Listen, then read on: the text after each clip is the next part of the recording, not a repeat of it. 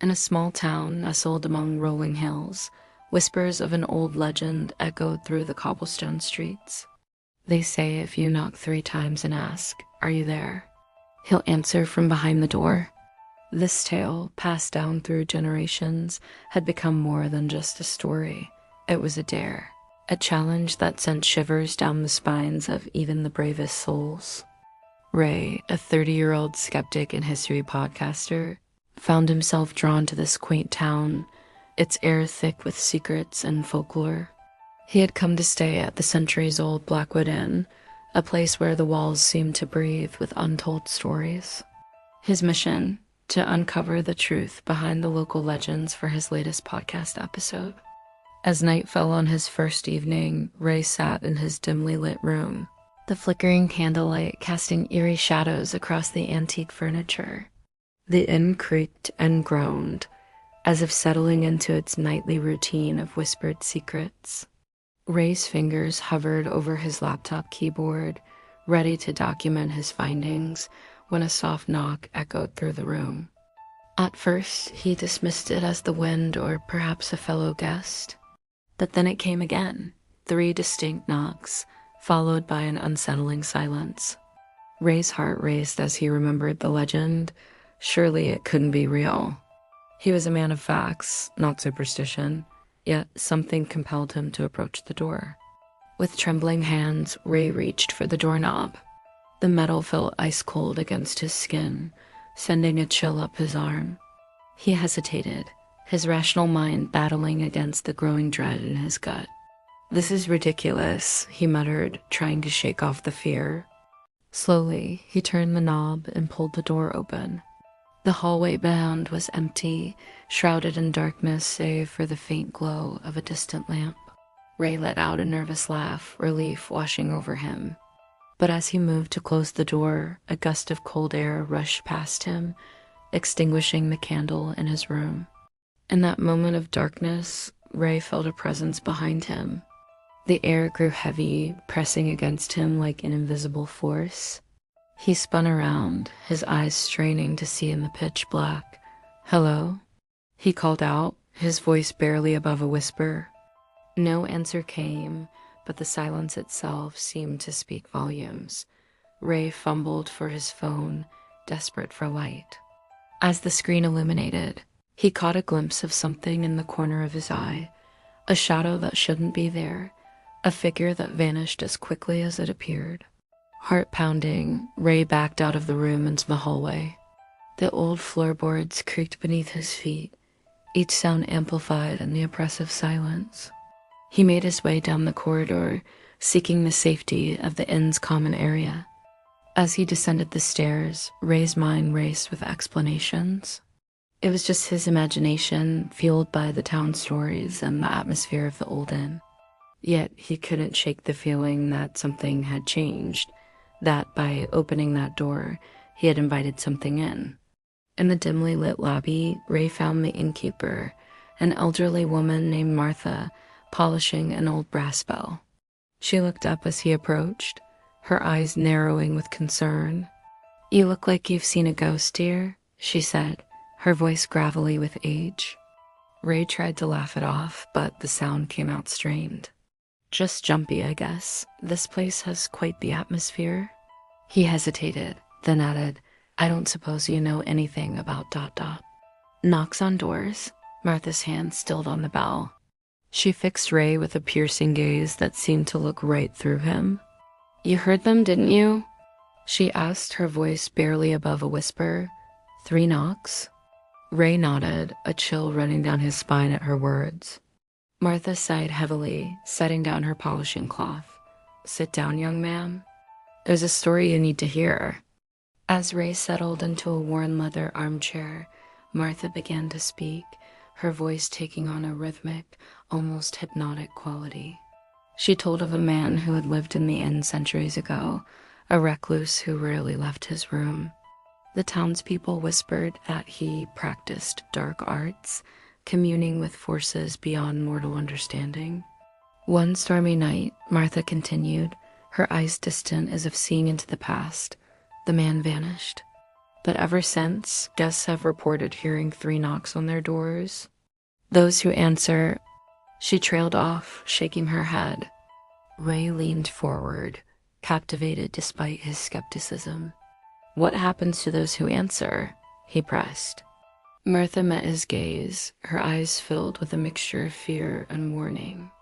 They're never quite the same. Some disappear, like the man himself. Others stay, but there's something different about them. As if a part of them is gone, replaced by something else. A heavy silence fell between them. Ray's mind whirled with questions, theories, and a growing sense of unease. He had come here for a story, but now he felt entangled in something far deeper and darker than he had anticipated. As if sensing his thoughts, Martha reached out and patted his hand. Be careful, dear. Curiosity is a powerful thing, but some doors are best left unopened.